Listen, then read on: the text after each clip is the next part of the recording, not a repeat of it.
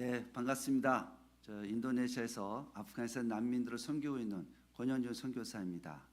이렇게 부족한 자인데도 이렇게 우리 세계 선교 침례교회에서 이렇게 불러주셔서 또 이렇게 허락해 주셔서 아프가니스탄과 또 아프가니스탄에 있는 난민들에 대해서 소개할 수 있는 귀한 시간을 내주셔서 정말로 감사드립니다. 우리 사랑이 많으신 능력의 하나님께서 우리 세계 선교 침례교회 여러분 모두와 항상 함께 하셔서 매사에 형통히 축복하셔서 정말 하나님께 잘돼서 칭찬받는 그런 우리 세계 선교 침례교회 여러분 모두가 되시기를 주님의 이름으로 축복합니다. 아멘. 잠시 기도하겠습니다. 하나님, 부족한 자의 입술을 통해서 또 역사하신 그 능력의 하나님을 간증하고자 합니다. 성령님께서 오셔서 도와주시옵소서. 은혜로 충만한 시간 되게 하여 주시옵소서. 예수님 이름으로 기도드립니다. 아멘. 예, 저 아프가니스탄은 여러분들이 좀 다 알다시피 이렇게 다 많은 내전과 또 탈레반 이런 정권을 통해서 참 어렵고 힘든 그 시기를 가고 있다 알고 있을 거라 믿습니다. 아프가니스탄은 이제 원래 순위파와 시아파 간의 종파 전쟁과 또 이렇게 탈레반으로 불려지는 다수 종족과 또 이렇게 소수 종족 연합 간의 종족 전쟁으로 근 40여 년이 넘도록 내전을 이어오던 나라였었습니다. 그러다가 2021년 8월 달에 이제 탈레반 정부가 들어서면서 이제 내전은 잠시 멈췄습니다. 그런데 순위파이면서도 또 다수 종족인 탈레반들이 시아파이면서 소수 종족인 이제 하자라 종족이라고 있습니다. 이 종족들을 유난히 핍박하고 포갑하고 죽이고 그렇게 막 내몰고 그러고 있습니다. 그러다 보니까 이 시아파이면서 소수 종족인 이 하자라 종족들이 이 탈레반으로부터 이 자기 종족을 보존하기 위해서 아프가니스탄을 탈출해서 저 이란을 넘어가지고 터키로 가서 터키에서 보트 타고 그리스로 가서 유럽으로 가는 이렇게 한쪽 경로로 난민으로 나오고 있고 또 한쪽 경로는 이제 이란이나 파키스탄을 거쳐서 인도네시아에 와서 인도네시아에서 오스트레일리아나 뉴질랜드 또 미국, 캐나다로 가기 위해서 난민으로 떠들고 있습니다. 저희 인도네시아에도 약 12,000여 명의 아프가니스탄 난민들이 나와 있는데 이 중에 8,000여 명은 유엔 난민기구로부터 보호를 받고 있지만 약 4,000여 명은 유엔의 예산이 없어가지고 그냥 아무런 도움을 받지 못하고 방치되어 있습니다. 그런데다가 인도네시아 정부가 아직 그 자국민 노동 보호 정책으로 인해 가지고 이 난민들에게 일체 경제 활동을 금하고 있습니다. 그러니까 아무런 일도 하지 못한 채 그냥 제3국에 갈 때까지 막연히 기다리면서 하루하루를 그냥 지내가고 있는데 이들은 그런 생활을 자기들은 하루하루를 버텨가고 있다 이렇게 얘기하고 있습니다. 참 어렵고 힘든 시기를 지금 지나가고 있습니다. 저는 아까 목사님께서 소개해 주신 대로 1999년대 타지키스탄으로 보내져서 그곳에서 이제 선교사 훈련을 받고 선교사가 돼서 2001년 9/11 난 이후에 11월 때 아프가니스탄 들어가서 2015년 7월 달까지 약 14년 동안 아프가니스탄 선교 사역을 마치고 그리고 이제 2010년 3월에 하나님께서 보내주셔서 지금 인도네시아에 가서 아프가니스탄 난민들을 섬기고 있습니다. 근데 사실 제가 이렇게 간증이라고 이렇게 나왔는데 사실 하나님의 은혜가 아니었으면은 저는 이곳에서 여러분들에게 간증할 수 있는 그런 사람이 아니었었습니다. 제가 이제 학창 시절에는 저희 학교 교훈이 고등학교 교훈이 의에 살고 의에 죽자였습니다. 근데 제가 이 의에 우리 학교 교훈이었습니다. 근데 이 의에 살고 의에 죽자 이 의를 잘못 해석해 가지고 친구 대신 싸워주는 게 의인 줄 알고 그냥 공부는 안 하고 맨날 싸움만 하고 다녔습니다. 싸움만 하고 다니다 보니까 이 전두환 이제 학생 깡패가 돼버렸습니다. 근데 전두환 정권 초기 때 혹시 여러분 아시는지 모르겠는데 삼천교육대라는 게 있었습니다. 정규학교 교육대학은 아니고 그냥 임시로 만들어진 그런 학교였었는데 삼천교육대 잡혀가가지고 거기서 죽도록 맞고 살아나서 나왔는데 세상을 그래서 방황하면서 세상을 원망하면서 세상에다 주먹질하면서 그렇게 죄 속에서 그렇게 헤매고 다녔었습니다. 그러던 중에 하나님께서 저를 불쌍히 여겨주셔가지고 그를 저의 죄 수렁에서 저를 건지셔가지고 경찰 공무원, 그것도 강력반 형사가 되게 해주셨습니다. 맨날 도망 다니는 사람이 갑자기 잡으러 다니는 사람이 되다 보니까 이 강력반 형사가 전 천직인 줄 알고 정말 열심히 형사 생활했습니다. 뭐 밤새 모든 전력을 다해서, 그리고 또 깡패 출신이 강력반 형사 되니까 깡패들이 저를 많이 도와주셔가지고 참 많은 사건들을 해결하게 됐었습니다. 혹시 여러분 1989년대 그 사건을 기억하실지 모르겠는데 교도소에서 탈주해서 나와가지고 막 사람 인질해가지고 뭐 유전무죄, 무전유죄 하면서 세상을 떠들썩어 있던 지강원의 탈주 사건을 기억하실지 모르겠습니다.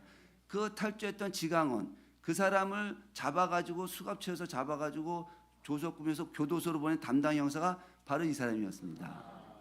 그만큼 이 강약반 형사가 천직윤자하고 정말 열심히 형사 생활을 했습니다. 그런데 하나님께서는 제가 이 강력반 생활을 계속하면은, 강력반 형사 생활을 계속하면 절대로 예수님을 안 믿을 걸 아시고 저를 또 갑자기 그만두게 하시고 학원 원장이 되게 하셨습니다. 그 학원 원장이 되다 보니까, 형사가 학원 원장이 되니까 학부모님들이 막 자녀들을 막 보내주시는 거예요. 그 자녀들이 또 저한테 오면은 무섭게 생겼잖아요. 제가 좀 이렇게, 사람들이 지금은 많이 좋아졌다고 그러는데 그전에는 이렇게 저를 함부로 보지 못할 정도로 좀 얼굴이 조금 불편하게 생겼었습니다. 그러다 보니까 학생들 오니까 학생들이 그냥 제 모습만 보면 조용히 공부를 해요. 그러다가 또 어떤 애들은 안 와요. 안 오면 그 어느 동네 가 있으면 연락하면, 깡패한테 연락하면 야 누가 우리 아이들이 가 있는데 좀 애 좀 찾아서 보내 하면 그 깡패들 찾아가지고 야 너 그 원장이 되게 무서운 분이야, 가서 열심히 공부해, 이렇게 깡패가 보내니까 얘네들 와서 열심히 공부를 하는 거예요. 공부를 하니까 성적이 올라가니까 학부모들이 좋아하시는 거예요. 그래서 계속 학부모를 보내서 학생들을 보내주셔서 학원은 참 잘 됐습니다. 근데 저는 그것도 모르고, 제가 술을 참 좋아하는 사람입니다. 술을 너무 좋아해가지고 이 학원 원장들끼리 모임이 많아졌는데 학원도 잘 되고 하니까 맨날 만나서 술을 마시겠습니다. 아주 그냥 물 만난 고기처럼 아주 그냥 술독에서 빠져 살았습니다. 몇 년을 같이 술독에만 살면서, 왜 또 술을 이렇게 많이 마시게 됐냐면은 학원 원장들이 저와 같이 술을 마시러 갔는데, 술을 마시러 술집에 갔더니 웬 이만한 사람들이, 깡패가 그 저를 보더니 형님 오셨습니까? 막 딱 그러니까 이 친구 학원 원장이 너무 좋아했던 거예요. 내가 이렇게 술집에 가서 누구한테 이렇게 대접을 받아보겠느냐. 야 너랑 같이 하니까 이렇게 대접을 받아보면서 그냥 맨날 술 마시는 저를 데려가다 보니까 그게 저의 삶인 줄 알고 그렇게 몇 년을 술독에서 빨아 살보니까 나중에는 정말 술을 한 잔도 마시지 않으면은 아무런 일을 할 수 없는 그런 알코올 중독자가 되어버렸습니다. 제가 이렇게 알코올 중독자가 될 만큼 이렇게 방탕한 생활을 하다 보니까 제일 힘들었던 사람은 제 아내였습니다. 제 아내가 그냥 제가 너무나 술독에 빠져 살고 가정도 돌보지 않고 그냥 막 너무나 방탕해서 하니까 이제 집사람이 결단을 하고 저한테 와서 얘기합니다. 여보, 나 교회 가게 해줘. 그러는 거예요. 근데 사실 왜 교회를 가자는 얘기는 저하고 이혼을 하자는 얘기인데, 제가 워낙 무섭다 보니까 이혼하자는 말은 못하고 그냥 교회를 가자고 한 겁니다. 왜냐하면 저희가 그 당시에 불교 신자였습니다. 그것도 제 장손이었습니다. 그 장손인데다 불교 신자니까 제사를 지냈었습니다. 근데 장손의 며느리가 교회를 간다는 얘기는 제사를 안 지내겠다는 얘기잖아요. 제사를 안 지냈다면 나하고 이혼을 하든가 교회를 가든가 둘 중에 하나를 선택해야 되는 그런 상황이 됐습니다. 근데 가정의 평안을 위해서 그래서 그냥 교회를 가라고 허락해 줬습니다. 그 교회를 갔더니 한 달쯤 되니까 또 저한테 얘기를 하는 거예요. 당신도 갔으면 좋겠다. 그래서 같이 저는 가정의 평안을 지키기 위해서, 솔직한 말로 이혼 안 당하기 위해서, 그래서 집사람과 같이 교회를 나가줬습니다. 근데 제가 믿음이 있어서 나간 것이 아니라 그냥 가정의 평안을 지켜서 나가다 보니까 변화되는 건 하나도 없었습니다. 여전히 친구들과 같이 밤새도록 술을 마시고 그렇게 계속 방탕한 생활을 계속하게 됐었습니다. 그런데 어느 날 같이 평상시와 같이 친구들과 같이 밤새 술을 또 마시는데 갑자기 제 마음속에서 갑자기 이런 마음이 올라오는 겁니다. 야, 내가 이러려고 강력반 형사 그만두고 학원 원장이 됐나? 그러면서 그냥 회의가 막 몰려오는 거예요. 도저히 그 자리에 앉아 있을 수가 없었습니다.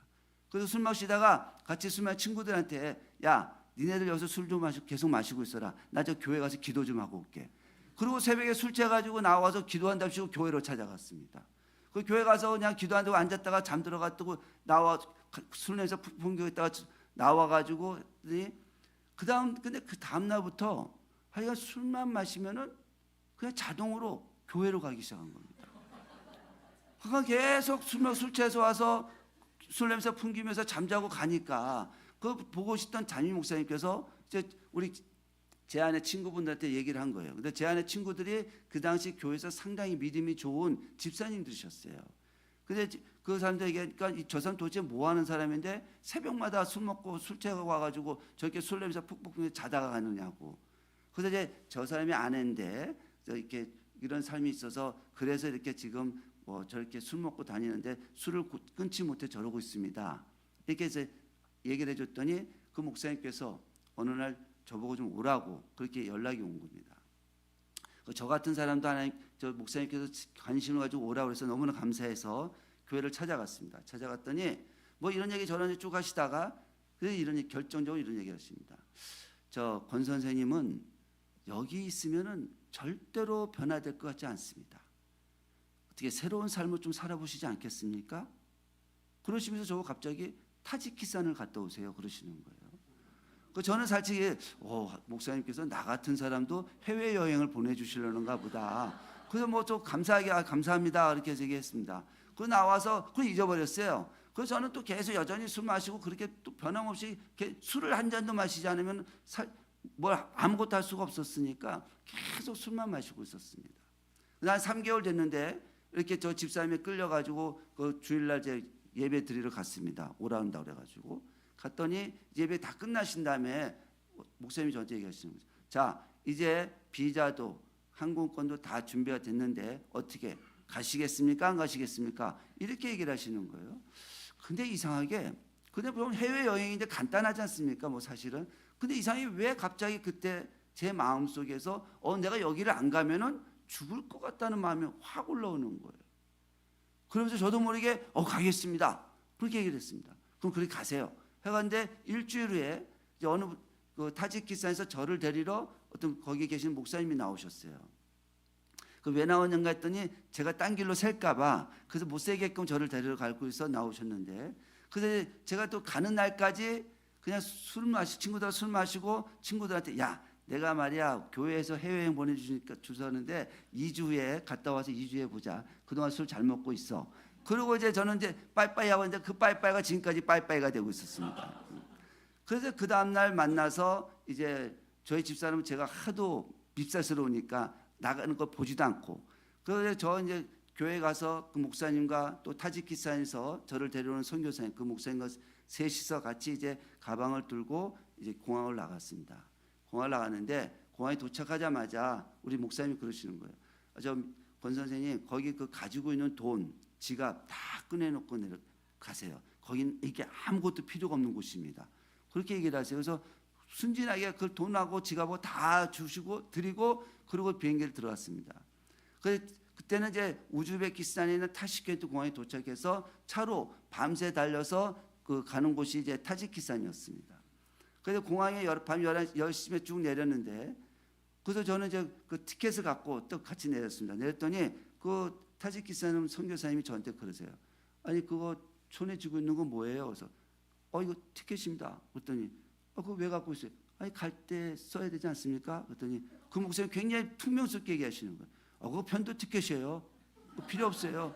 그러시는 거예요. 그래 보니까 가는 날짜가 없어요. 그리고 하여튼 뭐 그렇게 됐는데 그런데 거기서 11시에 출발을 했는데 그 다음 타지키스탄에 그 다음 날 오후 1시 반에 타지키스탄에 도착을 한 거예요. 편도 티켓은 없어졌고 지갑 돈은 다 내놓고 아무것도 없이 그 먼 길을 왔는데 내가 다음에 돌아올 때 어떻게 돌아가지? 이런 생각은 딱 왔었는데 근데 참 그리고 이제 타지키스탄에 도착했습니다. 도착했는데 근데 그날 하나님께서 참 감사하게도 제가 술을 마시던 그 기억을 싹 지워버리셨습니다. 그래서 제가 술을 마시는지를 몰랐습니다. 기억이 안 나는 거예요. 그리고 제가 강력반 형사 출신이었으니 얼마나 꼬장꼬장했겠습니까? 뭐 이거 저거 했는데, 근데 하나님께서는 이 성품도 싹 단순화시켜 버리셨습니다. 그래서 제가 뭔가 내가 여기 왜 왔지? 내가 어떻게 가지? 이렇게 생각을 하면은 그냥 잠을 재워 버리시는 거예요. 그럼 무슨 생각만 하면 잠을 재워 버리시고, 그러니까 뭐 생각도 못 하는 거예요. 그렇게 해서 하나님께서 완전히 저를 단순화로 이렇게 기억을 지워 버리셨습니다. 그래서 그냥 그때부터 하나님께서는 술을 끊게 하시고, 그리고 또 그때부터 하나님께서 제 몸을 고쳐주기 시작하셨습니다. 제가 술 때문에 상당히 몸이 많이 망가져 있었는데, 그 하나님께서 그 몸도 이제 고쳐주시면서 이제 태권도를 또 하게 하셨습니다. 근데 그 목사님께서 저한테 그러시는 거예요. 권선우님, 이제 여기는 이 태권도 아카데미랍니다. 태권도 아카데미 뭐냐면은 태권도 지도자들을 모아서 이들의 영성 훈련 프로그램인데, 이 훈련 프로그램은 바로 우리 권 선생님을 위해서 만든 겁니다. 그래서 당신이 이들과 함께 같이 먹고 자고 뭐 같이 운동도 하고 같이 성경 공부도 하고 기도도 하면서 똑같이 24시간을 같이 지내는 그런 프로그램이니까 이 프로그램에 우리 권 선생님이 열심히 해주시기 바랍니다. 이렇게 말씀하시는 거예요. 근데 하나님께서 그때 저한테 그 완전히 그 성품을 단순화시켜 놓으셔가지고 뭐 왜 그러니, 왜 제가 해야 되니, 그런 하나도 생각도 안 하고 그냥 단순하게 네, 아멘, 그렇게 하고 시작이 됐습니다. 근데 그 프로그램이 어떻게 되는 거냐면은 똑같이 청년들하고 태권도를 하는데 새벽 4시에 일어나서 5시까지 성경 통독을 합니다. 그 새벽 5시부터 6시까지 새벽 기도를 합니다. 그 새벽 6시부터 새벽 7시까지 아침 새벽 예배를 드립니다. 그리고 밥 먹고 씻고, 그리고 아침 8시부터 9시까지 아침 예배를 드려요. 그리고 아침 9시부터 낮 12시까지 태권도를 합니다. 그리고 12시부터 1시까지 정오 기도를 드려요. 그리고 밥 먹고 오후 3시부터 4시까지 성경 공부를 하고, 4시부터 7시까지 태권도를 또 합니다. 그 7시부터 밥 먹고 8시부터 9시까지 저녁 예배를 드려요. 그리고 9시부터 10시까지 또 밤 기도를 드리고, 저는 목사님께서 특별히 세상에 때를 벗길 때가 참 많으니까 새벽 1시부터 2시까지 특별히, 그건 24시간 릴레이 기도라고 쓰는데, 새벽 1시부터 2시까지는 권 선생님이 거기 가서 기도하십시오. 그게 제 하루의 일과였습니다. 이렇게 하루를 매일 이렇게 버텨나가고 살아가는, 그러면서 하나님을 만나게 됩니다. 제가 이제 8개월쯤 되는데 금요일 날 철야 예배를 드리고 막 뜨겁게 예배를 드리고 기도하고, 저는 그 당시까지 8개월 될 때까지 한국에 있는 제 아내와 제 가족들 생각도 하나도 안 나고, 뭐 제가 무엇을 했는지도 하나도 기억이 안 나는 겁니다. 생각만, 내가 생각만 하면 잠을 재워 놓으시니까 생각도 안 되고, 그러니까는 그냥 8개월 될 때까지 아무도 모르고 그냥 그렇게 생활을 했었습니다. 근데 어느 날 8개월 되는데 금요 철야 기도를 하는데, 철야 기도 새벽 4시까지 했습니다. 새벽 4시 기도를 끝나고 이제 숙소에 들어가서 잠깐 눈을 붙이고 6시쯤에 이렇게 문을 탁 열고 나오는데, 그냥 온 그 앞이 그냥 막 구름으로 쫙 깔려 있는 거예요. 그리고 은빛 그 별빛 가루 쫙 가득 치면서 거기서 빛이 쫙 비치는데, 그 빛이 아무 말씀 없이 저를 딱 안아주시는 거예요. 그러면서 이게 하나님의 은혜인가 보다, 이게 예수님이신가 보다, 그렇게 감동을 받고 은혜를 받고, 그 점에서 제가 충만하게 됐는데, 그리고 그 주에 주일 예배를 하는데 우리 그 담임 목사님께서 오늘 본문 말씀인 16장 마태복음 16장 24절 이 말씀을 가지고 내 십자가를 지고 나를 따르라 하는 주제로 설교를 하셨습니다.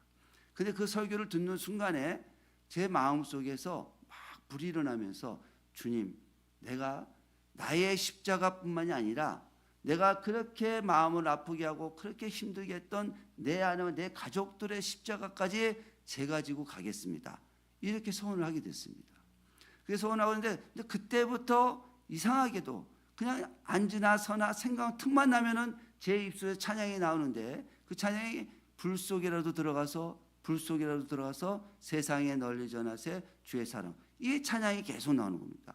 그 하나님께서는 이 찬양대로 저를 불 속으로 계속 집어넣으셨습니다. 그 찬양 선고할 때 잘하셔야 될 거예요. 그렇게 해서 은혜를 딱 받았는데, 그때 그렇게 잊고 있었던, 그리고 8개월 동안 저한테 한 번도 연락 안 했던 제 아내부터 전화가 오는 겁니다. 그 전화 와서 딱 한다는 말이, 여보 언제 와? 난 너무 힘들어. 이렇게 얘기를 하는데 막 그냥 가슴이 찢어지는 것 같은. 그럴 수밖에 없었던 게 알코올 중독했던 사람이 그냥 방탕하다 보니까 가게를 남자의 두 애가 있었는데 그 두 애를 제 아내가 그걸 다 돌보고 집 생활을 다 했었어요. 그 일을 하다 보니까 허리가 잘못돼가지고 허리가 다쳐서 허리를 펴지를 못했었어요. 그런데다가 그나마 남편이라도 있었으면 그나마 남편을 의지할 텐데 그나마 의지할 남편도 8개월 동안 없어져가지고 나타나지도 않고 있으니까 기다리다 못해서 그다음에 믿음이 별로 없다 보니까 못해서 그때 저 전화가 온 거예요. 근데 그 전화를 받는 얼마나 마음이 찢어지는지 교회에 올라와서 밤새 기도했습니다. 주님, 제가 내 십자가뿐만 아니라 내 가족들의 십자가에 제가 지고 간다고 했지 않습니까? 그러면 주님이 내 가족은 보호해 주셔야 되지 않겠습니까? 막 매달렸습니다. 근데 하나님께서는 그 기도를 들으시고 응답해 주셨습니다.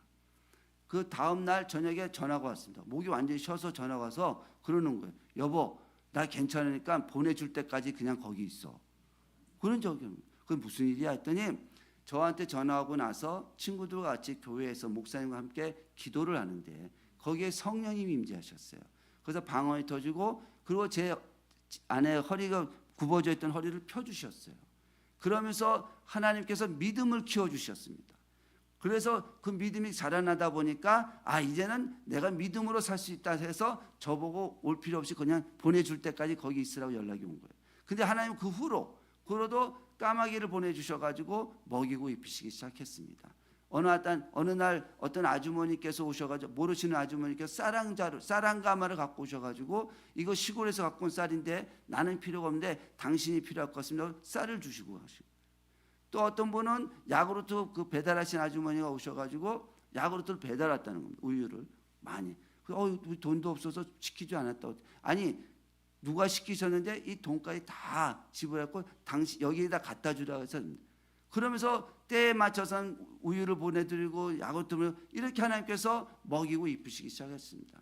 이렇게 하나님의 보호하심에 저는 타지키스탄에서 집사람은 그렇게 하나님의 돌보심을 통해서 한국에서 그렇게 서로 떨어져서 1년을 지내고 됐습니다. 그 1년 후에 우리 집사람이 이제 목사님과 같이 타지키스탄에 단기 선교로 오셨는데 그때 저희 목사님께서 저희들과 함께 집사람 부르시더니만 그런 얘기를 하십니다.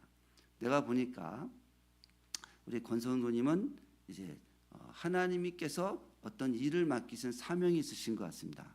그러니까 내가 파송을 해줄 테니까 평신도 선교사로서 이곳에 와서 하나님 일을 감당하시기 바랍니다. 이렇게 말씀을 하시는 거예요. 그래서 제가 두 손도 펄쩍 뛰었습니다. 아니 목사님 무슨 말씀을 그렇게 하십니까? 제가 이제 예수님을 믿었으니까 이제 착신한 사람이 됐으니까 내가 이제 한국 가서 정말 내가 교회를 잘 섬기면서 선한 사람으로서 그렇게 삶을 살겠습니다. 제가 선교사라뇨. 제가 선교사로 고생하시고 수고하시는 그 성의 일에 먹칠하는 거니까 그런 말씀 하지도 마십시오. 이렇게 했더니 갑자기 목사님께서 정색하시면서 저한테 그러십니다.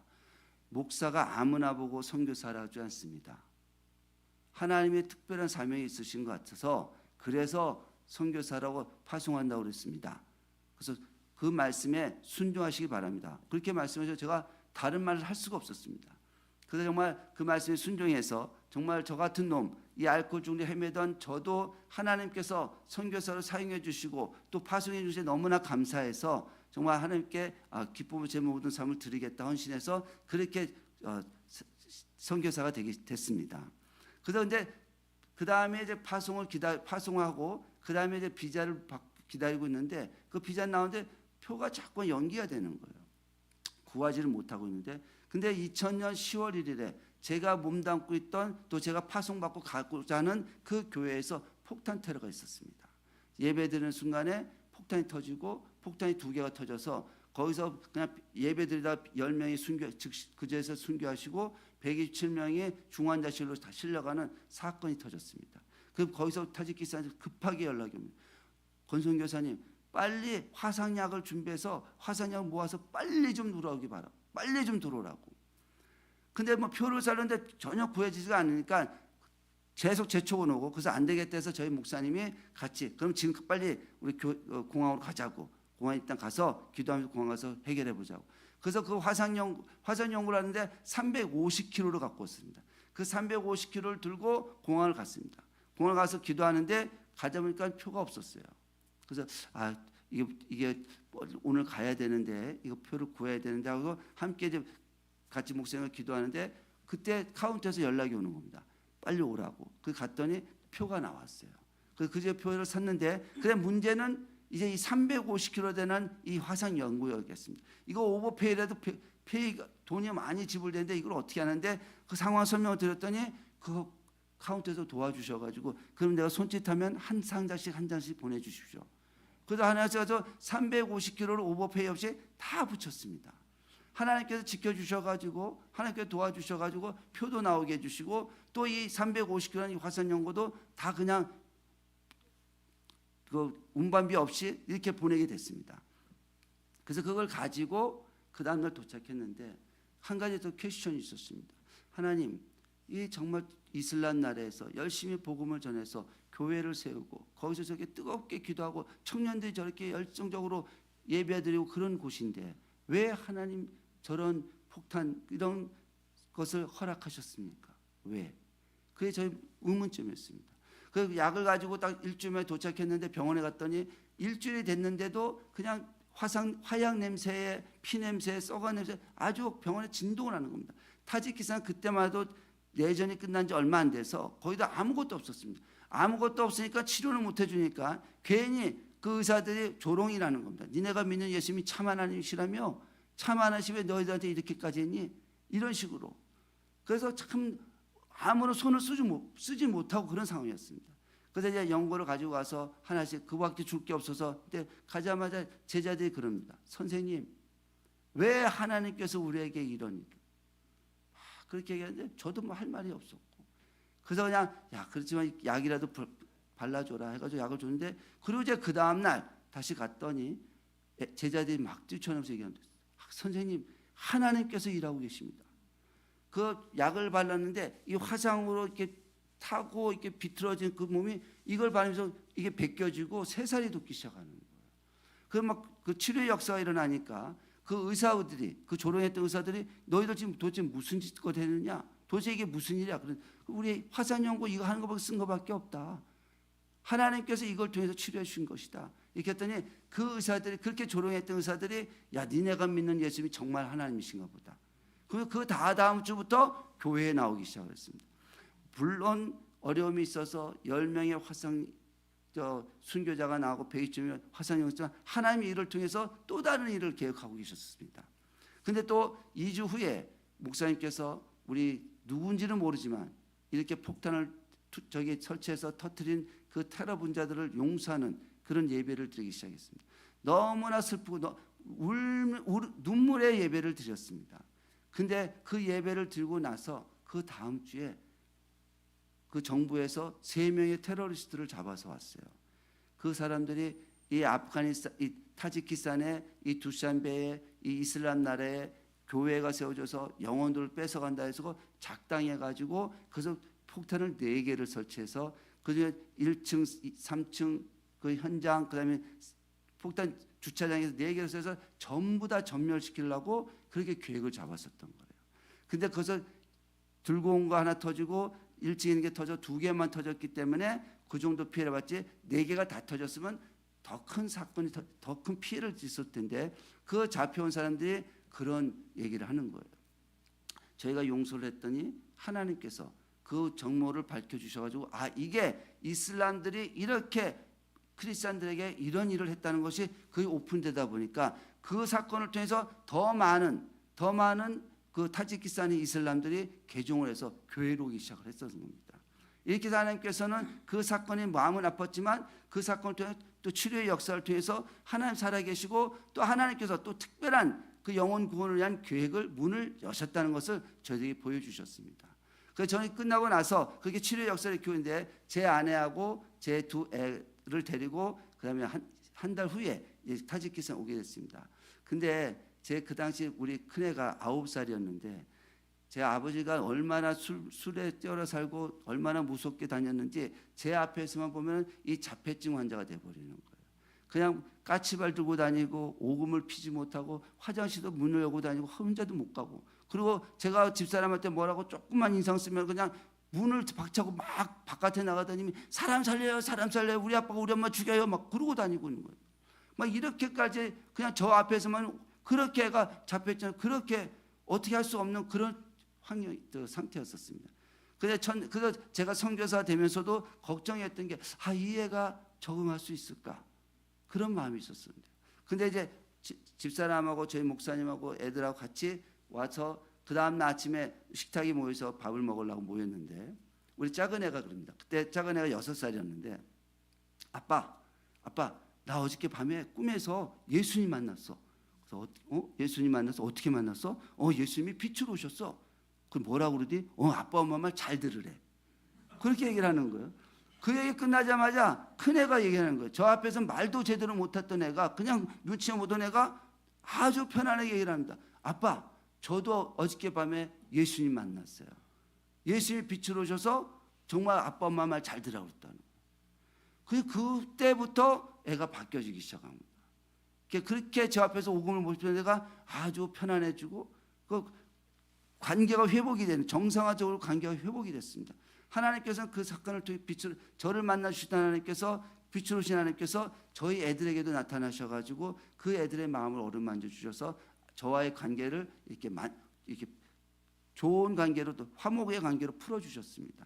그래서 그 애들이 잘 자라서 잘 적응해서 그게 타지키스탄에서 열심히 선교 사역을 했었는데, 하나님께서는 2001년 9/11이 나고 그 미국이 아프가니스탄에 들어오고, 그다음에 11월 달에 타지키스탄을 통해서 74개 종군 기자들이 모여서 이제 아프가니스탄에 들어가게 됐습니다. 그때 한국에서 온 종군 기자가 저희한테 와서 얘기를 합니다. 선생님, 저희가 아프가니스탄 가서 취재를 하려고 그러는데 좀 도와주십시오. 그러니까 우리 목사님께서 그러십니다. 이거는 우리 권선교사에게 딱 맞는 거야. 세상 경험도 많고 험히 살았으니까 이 종군 기자를 모시고 아프가니스탄 가가지고 좀 도와주시라고. 그래서 그날 이제 종군 기자를 모시고 이제 아프가니스탄에 들어가서 전쟁 상황을 취재하게 됐습니다. 다 취재하고 그리고 나오는데 피난민 인초를 안내해 주셔가지고 그 피난민들을 만났어요. 근데 피난민들이 저희를 보자마자 자기들의 빵하고 약을 좀 갖다 달라고 사정을 하는 거예요. 그래서 취재 다 끝나고 같이 나와서 이제 목사님께 말씀을 드렸어요. 목사님, 이렇게 전쟁 상황을 다 취재하고 그리고 나오다가 피난민들을 만났는데 그 피난민들이 빵하고 의약품을 좀 보내서 사정을 합니다. 그렇게 보고 드렸더니 목사님께서 그러시는 거예요. 하나님께서 꽉 막힌 아프가니스탄의 선교의 문을 지금 우리들에게 이러한 방법을 통해서 여시는 것 같다고. 그러니까 우리 기도하고 우리 준비해서 다음 주부터는 우리 아프가니스탄에 들어갑시다. 이렇게 됐습니다. 그래서 그 사이에 이제 들어가시는 수속을 다 하고 그리고 이제 준비를 해서 그래서 아프가니스탄에 들어가겠습니다. 두산베 타지키스탄에서 아프가니스탄 차로 한 4시간 걸리고 그 국경을 좀 하면 한 3시간 걸리고 국경에서 그 피난민들까지 하면 3시간 걸리는 그 거리에 있었어요. 그래서 그 빵을 싣고 그리고 이제 해서 피난민들 갔습니다. 그 빵을 저희 아내, 저희 목사님, 또 전도사님, 그렇게 저 또 한 집사님 해가지고 그렇게 들어갔는데 첫날 들어가자마자 이 난민들이 빵을 보자마자 그냥 막 달려오는 거예요. 막 달려서 그냥 탈취를 해갔습니다. 근데 저희가 탈취당한 것만은 괜찮은데, 근데 자기들끼리 더 가져가서 싸우는 거예요. 그래서 뭐 선교를 갔는데 싸움만 일으키고 은혜가 안 됐었어요. 그래서 돌아오면서 제가 목사님께 얘기를 했습니다. 목사님, 내일은 좀 태권도 제자들 좀 데리고 들어가겠습니다. 그랬더니 그렇게 하자고. 그래서 태권도 제자를 들어가서 줄을 쫙 세워놓고 그 다음에 부족자들 만나서 일렬로 차는 저기다 갖다 놓고 그 다음에 안 하면 우리 간다고. 그렇게 해서 태권도 제자를 줄을 세워서 쫙 했더니 고분고분 말을 듣기 시작하는 거예요. 질서가 잡혀서. 그러고 이제 다 앉혀놨습니다. 다 앉혀놓고 이제 저희 목사님이 이제 여기를 왜 왔느냐, 우리 누가 어떤 사람이고 왜 왔는가를 말씀을 드리려고 이제 조금 이제 스피치를 하기 위해서 일어섰습니다. 근데 그때부터 하나님께서, 성령님께서 강력하게 역사하십니다. 직접 목사님께서 인사말만 하러 올라가셨는데 갑자기 직접 예수님이 하나님의 아들이시고 우리는 예수 믿는 사람들이고 그 얘기를 막 복음을 전하기 시작하십니다. 근데 그때 어느 한 사람이라도 지금 무슨 소리 하는 거, 예수님이 무슨 하나님이라고 막 소리를 지르거나 뭐 이렇게 돌을 다니면 그냥 거기서 3,000명이 넘는 사람이 몰려 있었기 때문에 그냥 거기서 완전히 죽을 수밖에 없는 그런 상황이었습니다. 근데 성령님께서 얼마나 강하게 잡아주셨는지 어느 누구 하나 숨소리도 안 들릴 만큼 조용하게 다 듣는 거예요. 그 다 끝난 다음에 그 빵을 나눠주는데 빵을 받으러 막 옵니다. 빵을 받고 있는데 어느 한 이 사람이 온 몸을 막 떠는 사람이 있습니다. 막 사시사철처럼 막 떠는 사람이 막 떨면서 오는 거예요. 오면서 얘기합니다. 약은 안 갖고 왔냐고.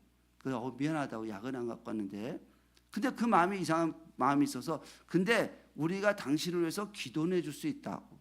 그랬더니 그럼 나를 위해서 기도 좀 해줘 그러는 거예요. 그래서 우리가 그러면 나는 내가 믿는 하나님 예수님께 기도하고 예수님 이름으로 기도하는데 당신도 예수님 이름으로 기도했으면 좋겠다. 그랬더니 그럼 내가 그렇게 할게. 그러면서 그래서 복음을 받아들였어요. 근데 그거를 다른 난민들이 다, 다른 피난민들이 다 보고 있는 거예요. 그래서 우리 같이 기도합시다 해가지고 같이 기도해서 예수님 이름으로 기도합니다. 아멘. 딱 하고 나는데 이렇게 몸이 흔들었던 사람이 몸이 갑자기 스탑이 되고 그리고 막 비틀비틀한 사람이 제대로 걷기 시작하는 거예요. 하나님께서 그 사람을 고쳐주셨어요. 그러니까 이걸 보고 다른 사람들이 나도 어디가 아픈데 막 기도해달라고 막 오는 거예요. 그러니까 목사님께서 그때 자 지금부터 우리 누구든지 아픈 사람 좀 기도해 주라고. 그래서 기도하기 시작했습니다. 근데 하나님께서 역사를 일으키셨어요. 근데 그게 선교사이기 때문에 목사님 때문에 역사가 일어난 게 아니라 태권도를 배우고 예수 믿은 지 한 달밖에 안 된 그 제자도 그냥 붙잡고 역사가 일어난 거예요. 하나님께서 하신 겁니다. 성령님께서 강력히 하셔서 그들의 마음, 그들에게 뭔가 하나님이 참 하나님이신 것을 알려주시고자 성령이 강력하게 역사를 해주신 거예요. 그래서 그 다음부터는 3개월 동안 새벽에 가서 그렇게 가가지고 또 빵 나눠주고 또 그 약 나눠주고 전도하고 기도하고 그리고 돌아오는 게 이게 3개월 동안 계속하니까 거기에 있던 국경 수비대장이 야 니네 피곤하지 않냐? 그럼 피곤하지. 피곤하면 왜 들어와서 하지 왜 이렇게 안 들어와서 이렇게 왔다 갔다 하냐? 아니 니네가 비자를 안 줘서 그래. 비자 줄게. 그리고 데리고 저희들 쭉 다니고 비자를 다 준 거예요.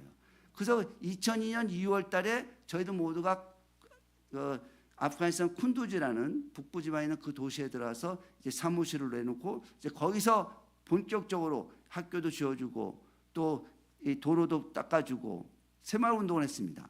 도로도 닦아주고 또 체육관, 태권도도 가르치고 그리고 빵도 나눠주고 약품 나누고 구제사역, 교육, 구호사역, 교육사역을 같이 하게 있었습니다. 그런데 어느 날 이제 거기에는 카라올 장갈이라는 지역이 있는데 거기에는 이제 이렇게 섬이 있고 강이 있고 여기 서민 지역이 있습니다. 근데 여기 부족장이 오셔가지고 자기들 도와달라 그래가지고 그래서 돕게 됐는데 거기 거리가 멀어서 이틀에 한 번씩 가서 도왔습니다. 근데 거기는 이제 강을 건너야 되는데 바지선이라고 있습니다. 바지선은 이제 동력이 없이 그냥 이렇게 밧줄을 매다고 하는 그런 배인데 거기 가려면은 저희가 이제 빵을 싣고 트럭을 대다 빵을 싣고 가면은 거기다 H빔 2개를 딱 얹어놓고 그 2개 차를 거기다 얹어놔요. 그리고 이제 이렇게 끌고 그래서 그 넘어가서 거기서 차로 또 2시간 가는 그 지역을 돕고 있었습니다. 근데 어느 날 가는데 눈보라가 너무 많이 치는 거예요. 그래서 도저히 갈 수가 없어서 그 아프간 사람이 오늘은 도저히 안 되겠다 위험하니까 그러니까 오늘은 그냥 돌아가라고 이렇게 얘기를 하는 거예요. 그래서 눈보라 너무 치고 너무 위험한 것 같아서 그 만질 것 같아서 돌아가는데 갑자기 성령님께서 말씀하시는 거예요. 야 네가 그냥 가면 너를 기다리는 저 사람들은 어떻게 하니? 그런데 너무나 마음이 아픈 거예요. 그래서 다시 돌아와서 안 되겠다. 하나님께서 우리가 그냥 가는 거 원치 않으신다. 그러니까 차에 있는 빵들을 다 꺼내서 배에다 싣고 차는 여기서 기다리고 저쪽에다 얘기해서 당나귀들을 갖다 놓으라 그래라. 그래서 이제 배에다 빵을 싣고 건너가서 당나귀에다 빵을 싣고 걸어서 2시간을 걸어서 그 동네에 가서 빵을 나눠줬어요. 그랬더니 그 부족장하고 거기 있는 사람들이 감동이 됐어요. 야 이게 니네가 말하는 예수님의 사랑이냐? 다른 사람들은 그냥 이런 날씨면은 그냥 가버리던가 뭐 하더라도 누구한테 주고 갖다 주라고 하든가 이렇게 하고 가는데 너희들은 이걸 그렇게 갖고 와서 여기까지 걸어서 이렇게 갖고 왔니? 이게 정말 너희들의 예수님의 사랑이야? 감동이 됐어요. 그래서 이제 그러고 나서 이제 걸어서 다시 이제 나와서 그 다음에 이틀 후에 다시 갔더니 그 부족장이 저희들을 데리고 어느 한 집으로 안내해 갑니다. 집에 들어갔더니 그 남편이 이제 안내를 해주고 반겨주고 근데 가운데는 어느 그 집 부인이 아파서 그냥 누워 있었어요. 그냥 이불에 덮여서. 거기 갔더니 기도해 달라고. 니네가 예수 믿는 사람이 너희들 예수님의 사랑이라면은 이 사람을 위해서 기도하지만은 날 것 같다, 살 것 같다. 그러니까 좀 기도해 달라고 저희를 붙잡고 기도하러 간 겁니다. 그래서 저희가 같이 함께 기도를 했습니다. 기도를 딱 그렇게 하고 예수님 기도합니다. 기도했는데 그 눈을 뜨는데 또 그 전에 보았던 그대로 그 방 안에 그냥 은빛 가루가 가득한 거예요. 그러면서 그 부족장하고 그 아픈 여자의 남편이 그 서서 원인도 모르게 계속 눈물을 줄줄 흐르고 있는 거예요. 왜 눈물을 흐르는지 그냥 막 그 당황해가지고 막 눈물을 닦기 바쁠 정도로 그렇게 하나님께서 터치를 해주셨습니다. 그리고 나와서 이제 또 하다 그 다음 날 또 이제 거기를 또 찾아갔습니다. 찾아갔더니 그 부족장이 저한테 그런 얘기입니다. 미스터건 저기 다니는 저 여자 보이지? 저 여자가 바로 엊그저께 너희들이 와서 기도해줘서 살아난 여자야. 치료의 역사를 일으켜주셨어요. 그러더니 저희들을 데리고 마을 중앙으로 갑니다. 마을 중앙으로 갔더니 거기 동네 사람을 다 모여놓겠어요. 100여 명이 되는 동네 사람을 다 모아놓고 저한테 그런 얘기합니다. 이 사람들에게 당신이 얘기한 당신이 믿는 예수님을 전해주시라고. 그래서 그 동네 사람에게 다 예수님을 전했습니다. 기도하고. 하나님께서 그런 역사를 그 조그만 그 눈보라 쳤을 때 돌아가지 않고 그렇게 헌신했던 그 봉사했던 그걸 보시고 그들의 마음을 열고 거기에 복음이 들어가게 해주셨습니다. 그 하나님께서 그렇게 아프간 사람 영혼들을 사랑하셔서 이런 바로 정을 통해서 계속 복음을 전하게 하셨습니다. 물론 폭탄의 피해가 많았어요. 이렇게 어느 날 이렇게 차를 싣고 또 길을 가는데 아프간스탄 길이 포장이 된 게 별로 없습니다. 갔다가 20분에 돌아오는데 차 두 대가 완전히 전소되어 있는 거예요. 그래서 저 차가 왜 저러냐 했더니 그 밑에 가다가 지뢰를 밟아가지고 지뢰에 터져서 저렇게 차가 전소가 됐다는 거예요. 그러니까 아프간스탄 지뢰가 참 많이 매장되어 있습니다. 그래서 지뢰에 터져가지고 했는데 저희 길이 맨날 다니던 길이고 20분 전에도 우리가 같이 나갔던 길인데 하나님께서 우리를 지켜주셔가지고 지뢰를 안 받고 그냥 지나갔었던 거죠. 그 하나님께서 이렇게 사역을 할 수 있게끔 이렇게 지켜주시고 보호해 주셨습니다. 그래서 아프가니스탄에서 북쪽 지역에서 하나님의 보호하심으로 복음을 전하고 또 지켜주시면 계속 이렇게 구제, 구호, 교육사를 계속 진행하고 있었습니다. 그러던 중에 2004년도에 카불에서 하는 선교 단체장한테 연락이 옵니다. 이 선교 단체장님은 허버통 목사님이라는 분이신데 이분께서 연락이 오셔서 언제 시간 되면 카불 좀 오시라고. 그래서 카불에 찾아갔더니 저한테 그런 제의를 합니다.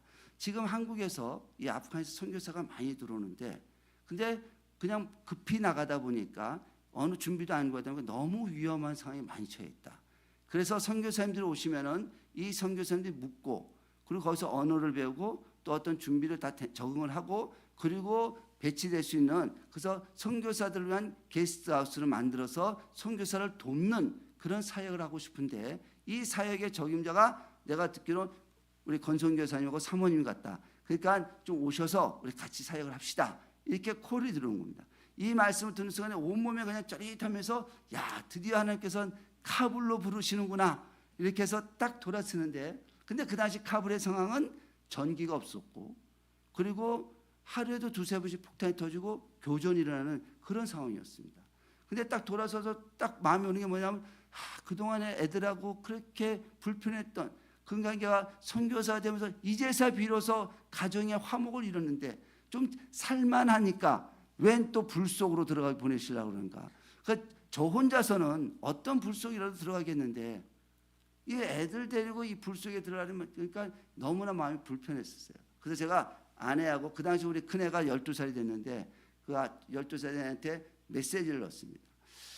하나님께서 우리를 카불로 부르시는데 그런데 카불은 지금 전기도 없고 그리고 하루에 두세 번 폭탄이 터지고 내전이 나는 위험한 상황이다. 그러니까 당신도 준영이 너도 기도를 해봐라. 이렇게 해서 메시지를 넣었어요. 그래서 저희 아내가 제 큰애한테 얘기했답니다. 야 아빠한테 메시지 받았지? 아빠도 없으니까 솔직하게 한번 얘기해봐라. 너는 어떻게 생각하니? 그랬더니 큰애가 그러더랍니다. 엄마는 요단강에 발을 들여놓고 앞으로 갈 거예요? 뒤로 갈 거예요? 앞으로 가야 되잖아요. 그리고 저한테 메시지 옵니다. 아빠 우리는 어디든 들어갈 준비가 돼 있어요. 12살 먹은 애가 믿음이 좋아서 그런 건 아닌 거고요. 제가 그 가족 때문에 하나님께서 가라는 곳에 머뭇대고 있으니까 하나님께서 우리 애의 마음을 통해서 입술을 통해서 하나님이 보호하시고 하나님 뜻이라는 것을 확증을 시켜주셨습니다. 그래서 순종해서 그래서 이제 아프가니스탄에서 이제 우리 전 모두가 해가지고 카불로 들어오게 됐습니다. 카불로 와서 게스트하우스 만들어 시작하는데 바로 옆집에 이제 우리 그 이발소가 있었습니다. 근데 이 이발소 주인께서 얼마나 저를 높여주시는지 동네방네 사람들한테 다 이런 얘기는 한국에서 태권도 마스터가 왔는데 얼마나 대단한지 샌드백을 차면 집이 울려대고 뭐 이렇게 어디 가면 날라다니고 저를 완전 슈퍼맨으로 만들어 놨었습니다. 그 제가 바깥에 나가기만 하면은 막 동네 사람들이 그럽니다. 제트리 온다. 제트리면 이연걸. 그다음에 막 한참 무술 영화 했던 이연걸이라고 있었는데 제트리요. 야 제트리 온다. 제트리 막 그럴 정도로 저를 그 이발소 아저씨께서 완전히 영웅으로 만들어 놨습니다. 근데 이 소식을 들은 어느 육군 대령이 저한테 찾아옵니다. 체육관에 와서 당신이 한국에서는 태권도 마스터냐? 내가 마스터다. 나도 태권도 주자냐인데 나한테 태권도 좀 가르쳐 주라고. 근데 그때 하나님께서 갑자기 저한테 담대한 마음을 주시는 거예요. 그 제가 저도 모르게 그런 얘기를 합니다. 야, 나는 네가 태권도 유단자라는데 나는 네가 태권도 한 사람 같지가 않다. 태권도는 예로 시작해서 예로 끝나는 운동인데 태권도 유단자라는 당신이 지금 내 앞에 와가지고 고개 빳빳이 들고 와가지고 뭐가 어쩌고저쩌고 이렇게 하는 거니까 난 태권도 유단자 같지가 않다. 네가 만약에 나한테 태권도를 배우려면은 처음부터 다시 하든가 아니면 피곤하니까 딴 데 가서 배워라. 이렇게 했더니 이 육군 대령이 총도 차고 보디가드 같이 왔는데 그냥 화가 나가지고 그냥 나가버렸어요. 근데 일주일 후에 이 친구가 다시 와서 차렷 경례 타고 들어오는 겁니다. 선생님 태권도를 가르쳐 주십시오. 그렇게 해서 시작이 됐습니다. 그 3개월 동안 같이 운동을 계속해서 태권도 제자가 됐어요. 그 태권도 제자가 되고 나니까 그 친구가 저한테 얘기합니다. 선생님 그런데 태권도 하기 전에 선생님 뭐 하세요? 제가 이제 운동하기 전에 기도를 하니까 기도하지. 무슨 기도를 해요? 난 너를 위해서 기도하지. 왜요? 너도 나처럼 예수 믿고 구원받고 축복받으라고. 그 말을 했는데 이 제자가 갑자기 눈물이 핑 돌면서 선생님 그게 선생님의 마음이 그게 예수님의 사랑이라면 저 오늘부터 예수님 믿겠습니다. 그 육군 대령이 그때부터 예수를 믿기 시작한 거예요. 그래서 그 제자가 태권도 제자가 또 예수님의 제자 되고 또 이 제자 또 제자들이 제가 경찰관도 하고 깡패도 하다 보니까 꼭 태권도 제자들도 꼭 군인 경찰 거기다 깡패들만 꼭 제자들을 오는 거예요. 그러니까 나중에 보니까 깡패가 깡패를 전도하고 있고 군인이 군인을 전도하고 경찰이 경찰을 전도하고 있었어요. 하여튼 그렇게 태권도 체육관을 통해 가지고 하나님께서 태권도 사역을 통해서 하나님께서 역사해 주셔서 그렇게 복음이 전하게 하시고 제자가 돼서 2006년도에는 그 당시에 거의 침례를 못해서 그 37명을 같이 거기서 세례식도 하고 그렇게 하나님께서 복음을 계속 전하게 하셨습니다. 그런데 물론 카불에 왔더니 정말 하루하루가 폭탄 속에서 살았었습니다. 어느 날 이렇게 선교사님들과 함께 모임을 갔는데 기도 모임을 갔는데 앞에 카불은 전기가 없어서 이렇게 창문이 큽니다. 그래서 햇빛으로 난방을 하고 그러느라고 창문이 크고 그래서 커튼들이 많이 보이고 폭탄이 터지면은 유리창들이 다 깨져서 파편이 나기 때문에 그러고 있는데 이렇게 여기서 기도 모임을 하는데 제 앞에 있던 사모님께서 저한테 그러시는 거예요. 선교사님 그 뒤에 커튼 좀 쳐주세요. 눈이 시려요. 그래서 예 그래요 알겠습니다 하고 일어나서 이제 커튼을 딱 치고 딱 돌아서 앉는 순간에 아주 폭탄 소리가 팍 터지면서 온 동네 유리창이 짱짱짱짱짱 나가는 소리가 막 들리는 겁니다.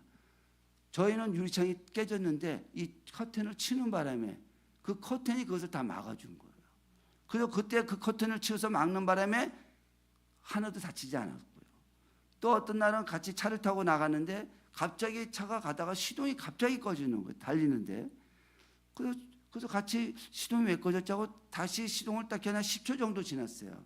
다시 시동이 걸려서 출발 딱 하는데 제 4대 앞에서 자폭차량이 가가지고 그 자폭차량이 터져가지고 붕 떴다고 깔아앉는 거예요. 그러니까 만약에 그 시동이 안 꺼졌으면은 그 위치에 저희 차가 가 있어서 제가 거기서 받쳤을 텐데 하나님께서 시동을 꺼주시는 바람에 그래서 조금 10초 늦다 보니까 그 자폭 차량의 피해를 다른 차량이 하게 된 거죠. 그래서 거기서 막아서 그렇게 하나님께서 지켜주셨고 또 애들은 공부하다가 폭탄이 터지고 교전이 나면 그냥 대피됐다가 밤늦게 경찰이 집까지 데려주고 이게 뭐 계속 비일비재했습니다. 그래서 우리 아프가니스탄 선교사님들은 선교사이지만 또 내적으로 얘기하기 때는 전우라고 합니다. 전우. 그 맨날 인사가 밤잠 잘 잤어? 잘 먹어서 괜찮아? 이게 인사였습니다.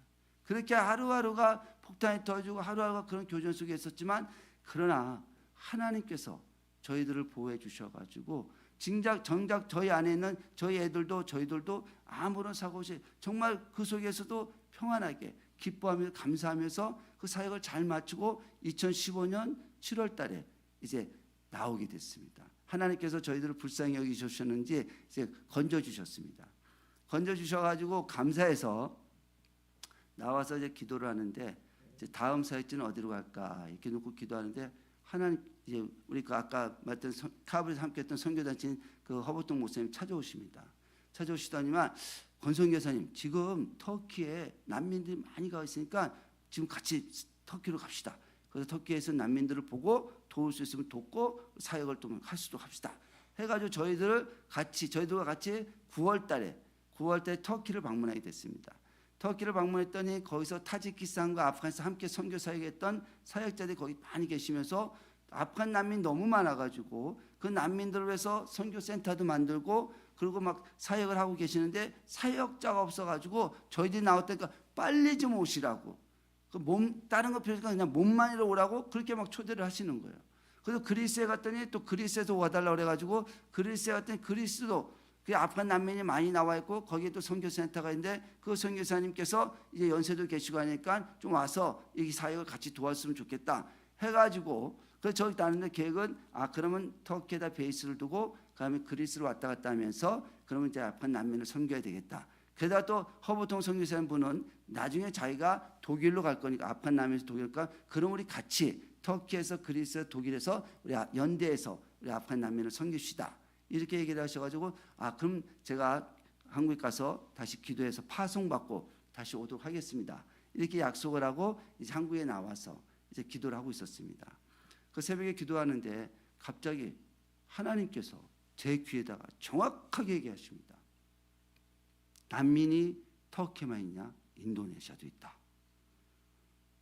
아니 갑자기 뜬금없이 인도네시아라고 그래가지고 너무 황당했습니다. 왜냐하면은 저는 말씀드린 대로 타지키스탄하고 아프가니스탄에서 선교했기 때문에, 그래서 중앙아시아와 이 중동 지역 선교생과 네트워크가 돼 있어서 항상 생각할 때는 다음에는 이란이든 앞으로 터키든 글로 가야 되겠다. 이게 저희들 그 방향이었었는데, 그래서 동남아시아 전혀 한 번도 가본 적도 없고 선교사님도 만난 적도 없고 네트워크가 된 적도 없었습니다. 그런데다가 제가 아프가니스탄 선교하다 보니까 어디 가서 아프가니스탄 선교사님이라고 얘기를 못하고 다녔습니다. 왜냐하면 이 2007년 샘물교회 사건 난 이후로 그냥 아프가니스탄 선교하면 선교사님 왜 그 어렵고 힘든데 위험한데 거기 가 있었습니까? 좀 딴 데로 옮기세요. 전부 다 그랬습니다. 어디 가서 제가 아프가니스탄 선교사님이라고 얘기를 안 하고 다녔습니다. 왜? 얘기하면 그런 핀잔만 들어서. 그러다 보니까 고립이 되다 보니까 이렇게 우리 아프가니스탄에서 막 그 터키에서 이렇게 나오라 하니까 저는 그게 굉장히 감사했었거든요.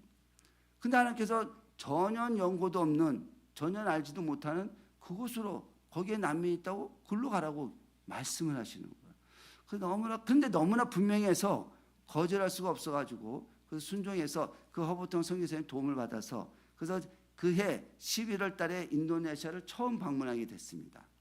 그 인도네시아 방문해서 한인교회, 한인 목사님, 또 한인 선교사, 한인 교민들 만나서 혹시 여기 아프간산 난민이 어딘지 아십니까? 이렇게 계속 물으러 다녔더니 다들 그러시는 거예요. 선교사님, 아프간산이 여기 거리가 어딘데 난민이 여기 어떻게 옵니까? 다들 그러시는 거예요. 그래서 제가 이건 내가 하나님의 음성을 잘못 들었나? 그래서 제가 그 선교사님한테 제가 하나님의 음성을 잘못 들은 것 같으니까 내일 그냥 돌아가시죠. 이렇게 얘기를 했어요. 그랬더니 그 선교사님도 그렇자고 그렇게 합시다. 이렇게 하는데 그때 자카르타 국제단체 사무실 연락이 와요. 난민이 살고 싶으면 일로 와라. 그래서 그 부랴부랴 자카르타 사무실을 갔더니 미국 선교사님께서 친절하게 설명을 해주시는 거예요. 여기 난민이 이렇게 있고 우리가 그 난민들, 방치된 난민들을 돕고 있다. 근데 우리가 많이 도울 수가 없는데 더 많은 사람이 필요하니까 당신들이 와서 도우시면 좋겠다. 이렇게 설명을 해주시는 거예요. 그래서 제가 그 선교사님한테 그러면 그 당신이 섬기고 있는 난민을 좀 만나게 해달라. 그리고 만나게 해준다. 그래서 딱 만나게 해주셨는데 이 난민이 누구냐면 제가 아프가니스탄 카불에서 가르쳐 키웠던 제자인 거예요. 그러니까 제가 기도 속에서 기도 중에 하나님의 음성을 듣고 정말 생각도 안 했던 동남아시아, 그것도 인도네시아에 난민이 있다고 그래가지고 처음, 그것도 다른 사람의 도움받아 처음 인도네시아 방문해서 첫 번째로 만난 아프가니스탄 난민이 바로 제가 가르쳐 키웠던 제자인 것입니다. 거기 계셨던 우리 선교사님들께서 다 그러시는 거예요. 야, 이 사도행전에 나오는 바울은 사도시라서 환상으로만 보여줘서 마케도니아로 와서 도우라 했더니 순종해서 가서 마케도니아 가서 복음을 전했는데, 우리 권선교사님은 확실하게 보여주지 않으면은 이곳 인도네시아 안 올까봐 하나님께서 제자를 만나게 해주신 것 같다고. 그 사건을 통해서 하나님은 내가 여기 인도네시아 와서 아프간 난민들에게 뜻이구나 확증을 하게 됐습니다. 그런데 제 마음은 너무 불편했습니다. 왜 불편하냐면은 터키는 아프가니스탄과 기후가 같았어요. 그러니까 적응할 일이 없었습니다. 깨끗했고, 그다음에 거리가 아주 정돈이 잘 돼 있었습니다.